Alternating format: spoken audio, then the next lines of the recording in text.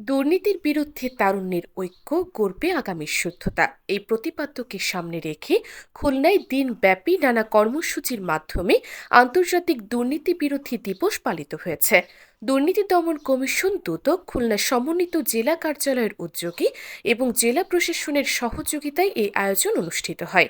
মঙ্গলবার 9 ডিসেম্বর সকালে বিভাগীয় কমিশনার মোহাম্মদ মোশাররফ আহমেদ কালেক্টরেট চত্বরে দিবসের কর্মসূচির আনুষ্ঠানিক উদ্বোধন করেন।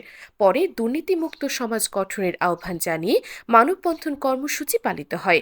কর্মসূচিতে সরকারি কর্মকর্তা, বিভিন্ন স্বেচ্ছাসেবী সংগঠনের প্রতিনিধি, শিক্ষক, শিক্ষার্থী সহ সাধারণ মানুষ অংশ নেন।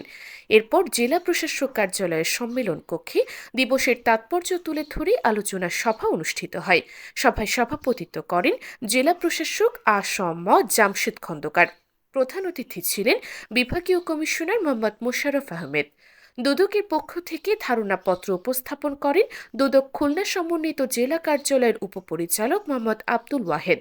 অনুষ্ঠানে বক্তব্য দেন অতিরিক্ত পুলিশ কমিশনার রাশিদুল ইসলাম খান, অতিরিক্ত ডিআইজি জয়নুদ্দিন, দুদক খুলনার পরিচালক জালাল উদ্দিন আহমদ, পুলিশ সুপার মোহাম্মদ মাহবুবুর রহমান এবং জেলা দুর্নীতি প্রতিরোধ কমিটির সভাপতি অধ্যাপক ডক্টর মনিমোহন সাহা।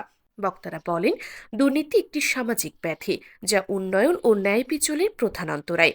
আগামী প্রজন্মকে দুর্নীতির বিরুদ্ধে সচেতন করতে যত বেশি সম্পৃক্ত করা যাবে, তত দ্রুত দুর্নীতিমুক্ত বাংলাদেশ করা সম্ভব। সন্ধ্যায় শহীদ হাদিস পার্কে দুর্নীতি প্রতিরোধ বিষয়ক প্রামাণ্যচিত্র প্রদর্শন করা হয়। পাশাপাশি খুলনার সকল উপজেলাতেও দিবসটি যথাযথভাবে পালন করা হয়।